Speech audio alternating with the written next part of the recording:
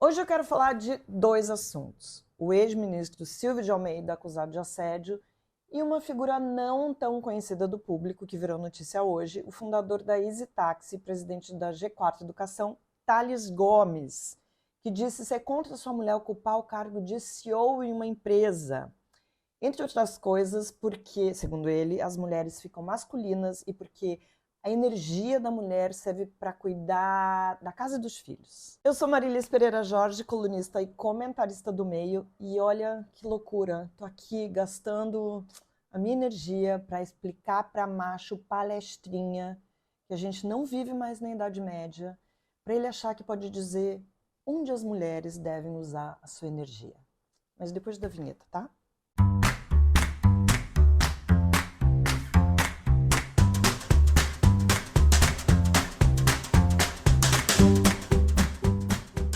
Thales Gomes é um desses homens que fizeram fortuna muito cedo, é fundador da Easy Taxi, presidente do grupo G4 Educação, uma empresa que oferece mentoria sobre venda, gestão, marketing, uma espécie de coach.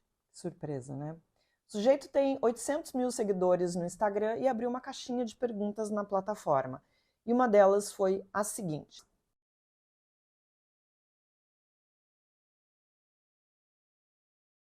eu fiquei pensando, caramba, que homem não ficaria feliz, orgulhoso, se sua mulher fosse a manda-chuva de uma empresa? Que tipo de pergunta é essa?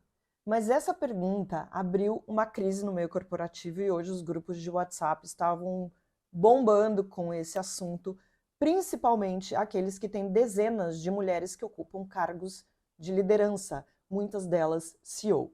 Mas vamos à resposta do Thales. Vamos lá. Deus me livre de mulher CEO. Salvo raras exceções, eu particularmente só conheço. Essa mulher vai passar por um processo de masculinização que invariavelmente vai colocar meu lar em quarto plano, eu em terceiro plano e os meus filhos em segundo plano. Essa foi a resposta dele. Primeiro eu quero falar dessa coisa dos planos diferentes. Eu não sei como é que um sujeito como o Thales virou, enfim, um grande empresário, se ele não sabe que as mulheres são capazes de carregar vários pratinhos ao mesmo tempo e dar importância a todos da mesma forma. Elas são profissionais, são mulheres, são mães, são donas de casa e ainda vão para academia, fazem a unha. Hoje, por exemplo, fui fazer a unha. Fazem a unha, cuidam do cabelo, planejam a viagem da família, tudo isso sendo CEO. Então, assim, Thales, eu não sei exatamente com que tipo de mulher ele está se metendo, mas a maioria das mulheres que chegam a postos de liderança, e eu tenho várias amigas, felizmente, todas equilibram todos os pratinhos e são competentes em absolutamente tudo. Mas vamos lá pegar a coisa da masculinização que ele falou. Olha, isso podia até ter um fundo de verdade quando a presença das mulheres era rara no meio corporativo. As mulheres passaram, sim, a reproduzir um modelo heteronormativo masculino porque não queriam que a roupa chamasse atenção, que o modelo de gestão fosse diferente do que o meio já estava habituado, que fossem vistas como menos capazes. Não queriam que a sua liderança fosse questionada, que a sua capacidade de comandar, por exemplo, equipes, fosse colocada em dúvida. Isso tem sido cada vez mais questionado. E olha, copiar esse modelo antigo não necessariamente é bom. Isso tem sido questionado. Por que, que a gente copia algo que é cheio de falhas, de vícios, de atitudes ultrapassadas, exatamente como a forma como os homens lideram? Então, olha só, à medida que as mulheres cresciam na carreira, amadureciam na profissão, iam deixando ali pelo caminho parte da personalidade e muitas características pessoais e atitudes consideradas femininas ou de mulherzinha. Para quê? Para se encaixar num padrão masculino que já foi considerado o ideal, vitorioso, ainda é por algumas pessoas, mas que não se modernizou e principalmente não é único. Esse é um problema que ainda tem que ser enfrentado, porque quando novos grupos chegam ao poder, É até muito sedutor e confortável reproduzir esse modelo de liderança tradicional masculino, ignorando o que cada um tem de background, de classe, etnia, de gênero, que são enormes diferenciais, porque carregam formas inovadoras para modificar a cultura de uma empresa. É um desafio para as mulheres não perder as características de gênero e imprimir a sua personalidade no mundo corporativo, que ainda é tão desigual em questão de números. Mas é um assombro um cara como Thales Gomes reforçar esse tipo de preconceito. Mas vamos lá que continua aqui, porque a resposta dele é desse tamanho, né? Vocês estão vendo os prints aí. Vocês não fazem ideia da quantidade de estresse e pressão envolvida em uma cadeira como a minha. Fisicamente, você fica muito abalado. Psicologicamente, você precisa ser muito caixa alta, mas muito cascudo para suportar. A autoestima do homem hétero precisa realmente ser estudada, porque pela NASA, porque realmente uma coisa inabalável. O cara consegue ter uma imagem tão maravilhosa de si e acha que as mulheres não conseguem dar conta. É um descolamento tão grande da realidade, do tipo de sociedade que a gente vive hoje.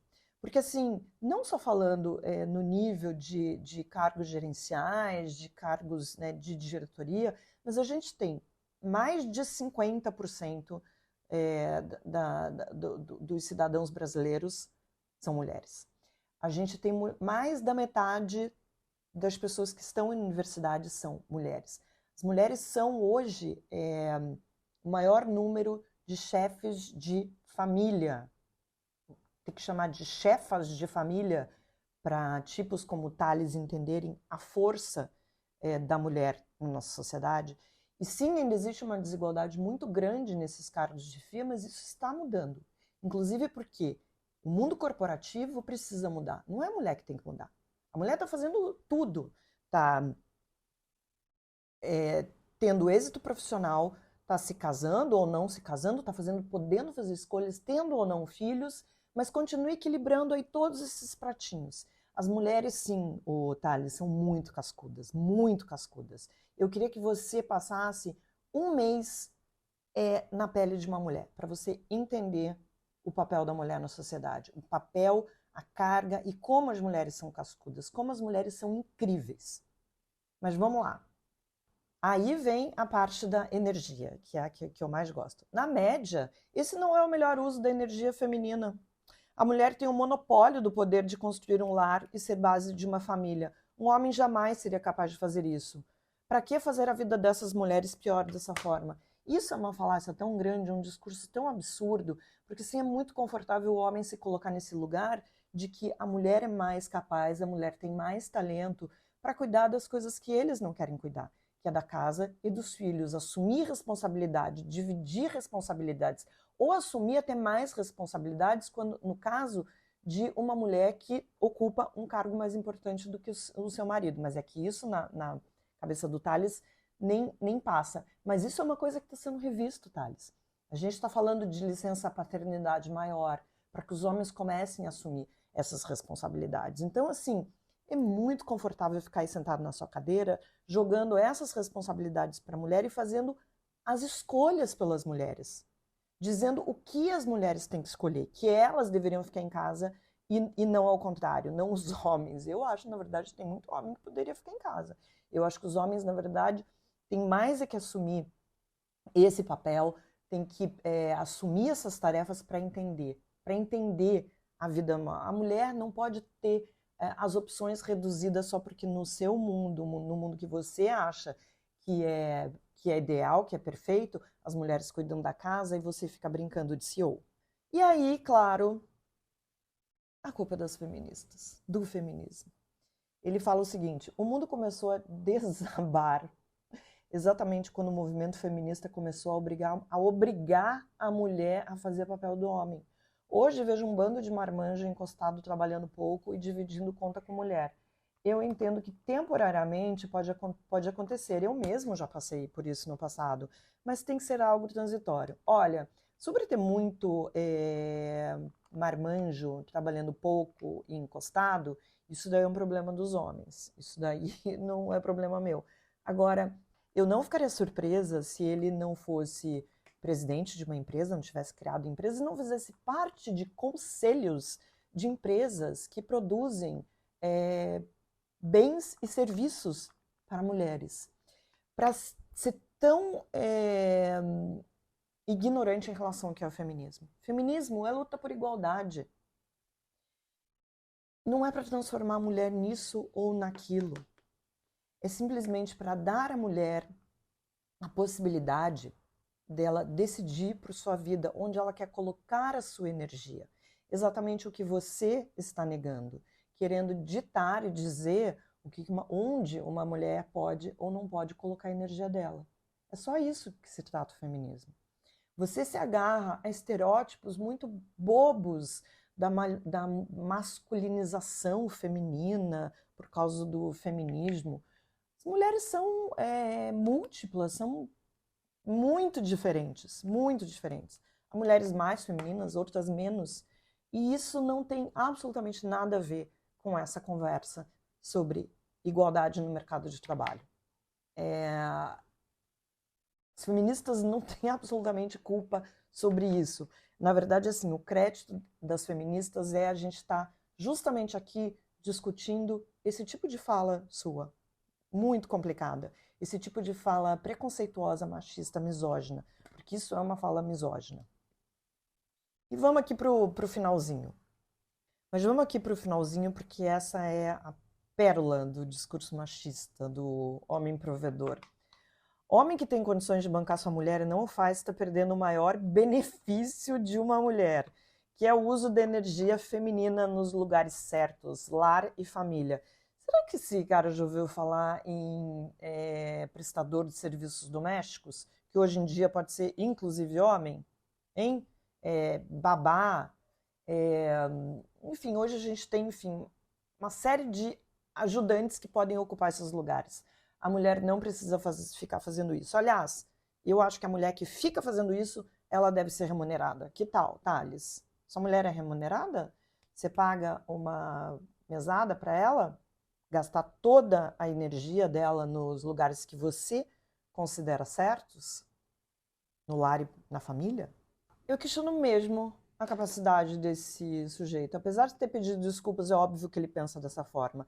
Mas é uma forma tão datada, ultrapassada, para não dizer machista, de olhar para o mundo, ainda mais vindo de um cara que participa de conselhos de empresa que atendem mulheres.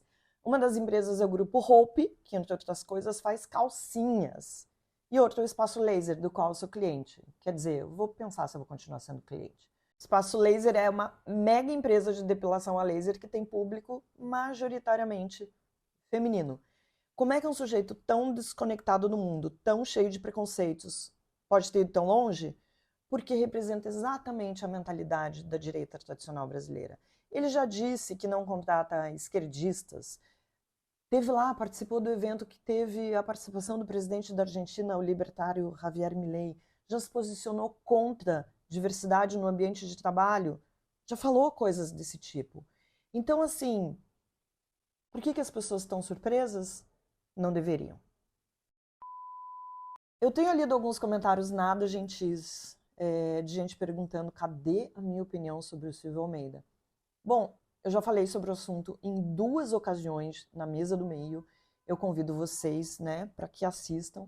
E também já falei sobre isso em 2 colunas na Folha de São Paulo. Mas vamos lá, eu vou dividir de novo o que eu acho desse assunto, pelo menos até o momento. Eu vou direto ao ponto. O governo Lula falhou neste episódio. No governo progressista, denúncias de assédio têm que ser apuradas de imediato. E a gente sabe de muitas fontes que foram ouvidas aí, de diversos jornalistas que disseram que há relatos de um suposto comportamento inadequado do então ministro Silvio Almeida que circulavam havia meses. Não tem desculpas para que as acusações que pesam contra o então ministro dos Direitos Humanos tenham ficado lá em banho-maria até que o caldo entornasse e expusesse não apenas uma das supostas vítimas, que aparentemente não queria publicidade do caso, e o acusado que afirma nem conhecer o teor das acusações.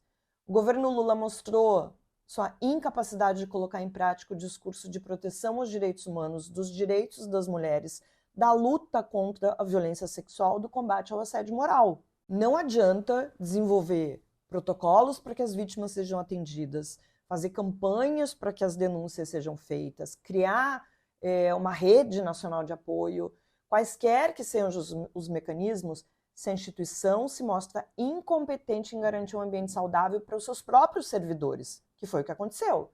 Não é aceitável que esse tipo de crime ocorra ali debaixo das barbas da administração pública. Por enquanto, tudo é suposição. As denúncias chegaram à imprensa por meio do Me Too, que é uma organização que serve de apoio para que mulheres vítimas de violência rompam esse silêncio. Não há informações ainda concretas sobre as vítimas, não há relatos robustos sobre os episódios de assédio. O que há de palpável são pessoas babando de prazer por ver um homem ser desmoralizado, enquanto o outro grupo sofre e nega de antemão as acusações contra o mesmo personagem. E tudo pela mesma razão: o currículo invejável em defesa dos direitos humanos e da causa negra.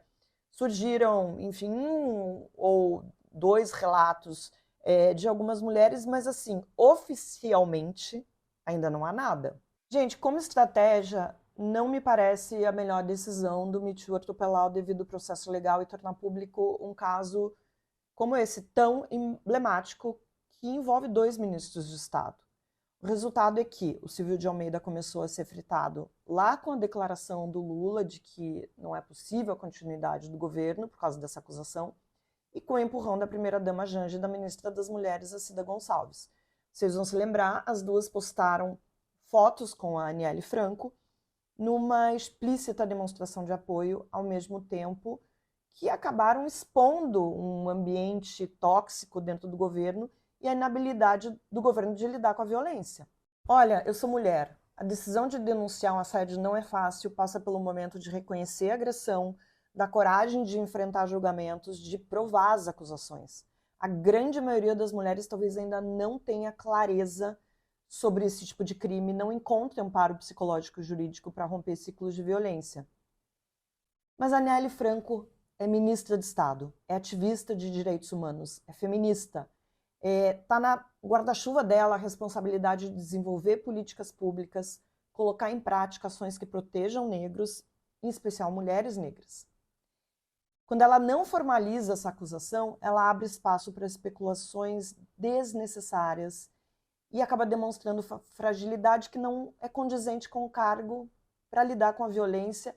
E eu acho que ela deixa de servir de exemplo para uma sociedade que é tão carente de referências para mulheres que poderiam ver nela a força necessária para reagir. Tem gente que vai dizer que eu sou insensível, que me falta empatia, e isso não é verdade. Eu me solidarizo com todas as vítimas de assédio. Esse é um assunto muito importante, um assunto que me faz levantar a bandeira. Mas há 10 anos a gente está falando sobre isso. E uma das armas mais importantes é informação. Mulheres que têm informação são privilegiadas porque podem usar essas informações por meio de canais de denúncia, por meio das redes sociais, podem pressionar os órgãos competentes a receber essas denúncias. Como feminista e ativista, eu sei da importância do meu papel em dar a cara a tapa e ser exemplo. Se nós, mulheres privilegiadas, não somos capazes de levar uma acusação de assédio em frente, não serão as mulheres de classes menos favorecidas, essas sim, com dificuldades gigantes para denunciar, para serem ouvidas e para serem acolhidas. Então, se o que ainda impera é vergonha e medo, mesmo entre mulheres inseridas nos movimentos, nós falhamos em algum capítulo desse manual de empoderamento. Nós, feministas, as ONGs que abraçaram as nossas causas, não temos tido a capacidade de inspirar a reação necessária diante de violências. E a gente não vai mudar as estatísticas com silêncio, mas com coragem, com enfrentamento.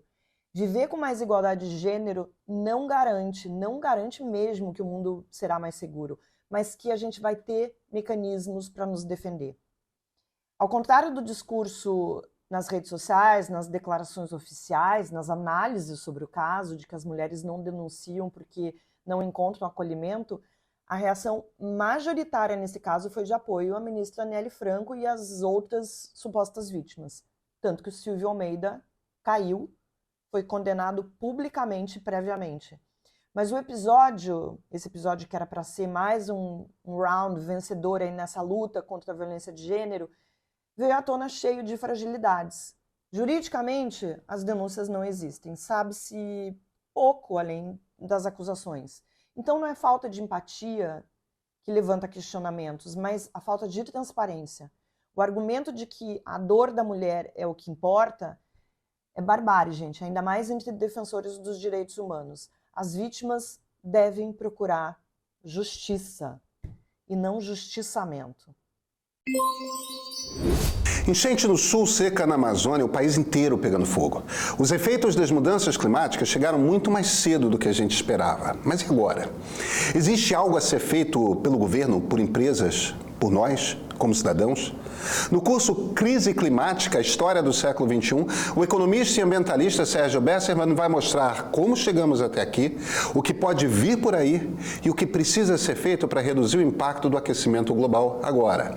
Sérgio é um dos maiores especialistas brasileiros sobre o tema e apresenta dados científicos de forma didática e acessível. Esse vai ser um curso fundamental para quem quer entender a crise do clima e saber o que fazer a respeito dela. Segue o link na descrição do programa para saber mais sobre o curso.